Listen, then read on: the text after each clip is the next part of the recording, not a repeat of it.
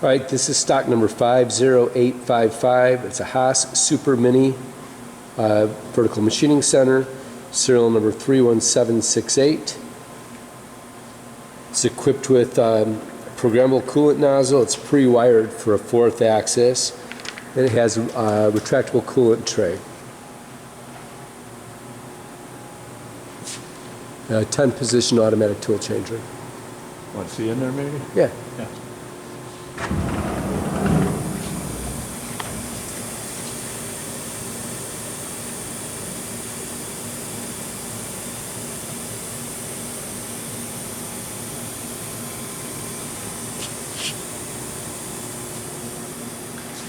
Okay. Come around the side. We can get 3 sides of this one. So. All right. You want to go on in there?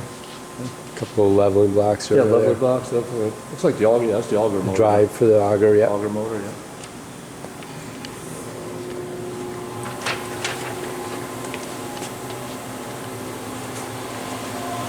Main panel. Sitting at low voltage, 220 on the transformer. The rest of it's all standard Haas Mini.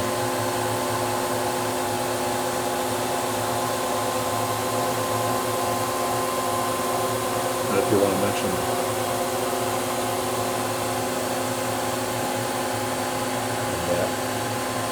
Yeah, the 4th axis. Yeah, that's right there, right. It's equipped with a 4th. It's on.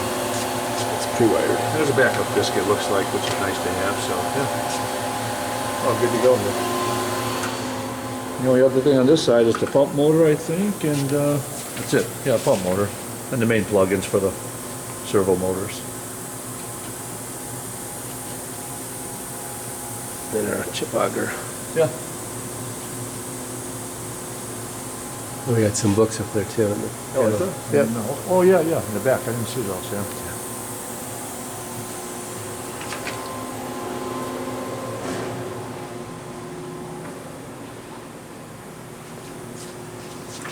Okay. Yeah. So move some axes around, and I mean I can work it off the buttons, but it goes pretty slow here in manual. I'm in hand. So I mean it's a little bit quicker with the pulse generator, so I can move it.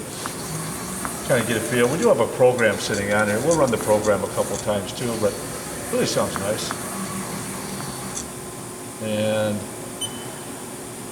Y.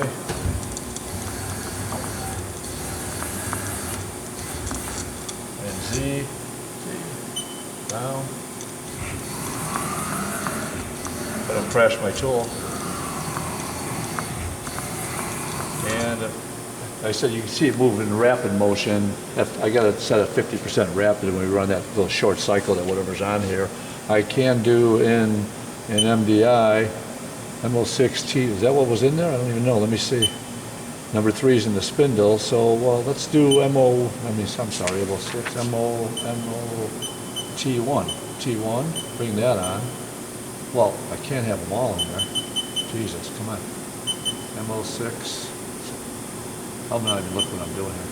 All right, let's try that again. M06, there we go.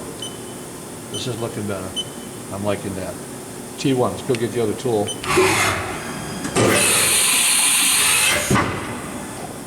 Change that back to 3. The program that's running uses 1 and 3, so I just left them in there. I'm just going to call this back out to T3 and let it rip. Oh, enter maybe, yeah. Screwed that up. And I'm such a great programmer. T3, let's try altering that. There we go.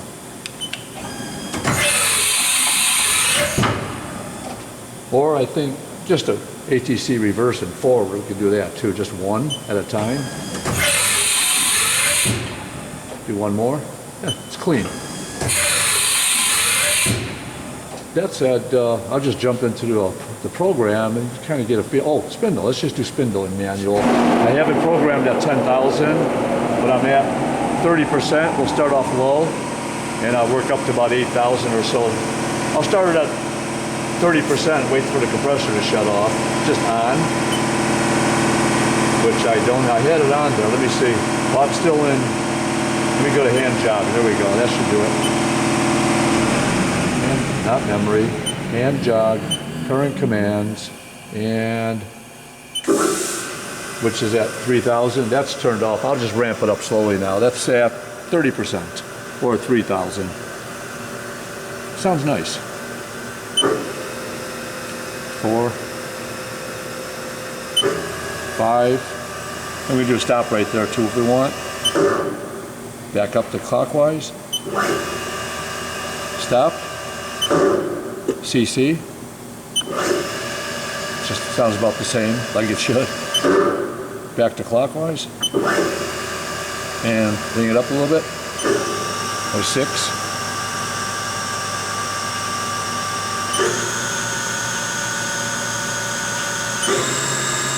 8. That's good. That's good. Yep, looking good. And back to 6, stop it. And that said, we can just jump into memory and just run this program. I think I'm at 50% rapid. Let's see what we get, and maybe we'll run it once more at 100. We're on blocks, but it really moves fast at 100%.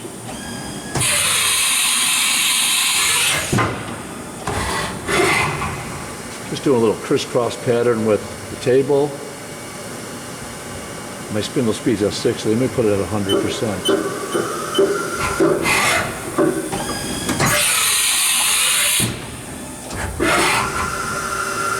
That's tool number 2, which I don't have a tool for. Then it finishes off with tool number 3 here in a second.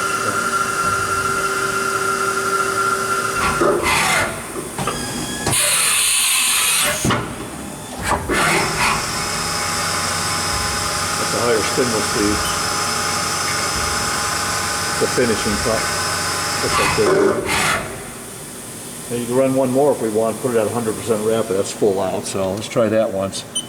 And it's 100%, same cycle, same job, just faster. It's really moving now, so.